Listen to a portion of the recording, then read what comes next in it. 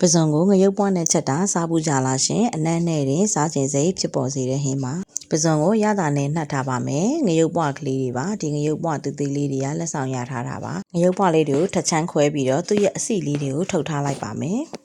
ကျက်သွန်လေးနဲ့ခရမ်းကျင်လေးနဲ့စီတက်ပါမယ်ခရမ်းကျင်လေးတွေကြေအောင်ခြေထားပေးပါမယ်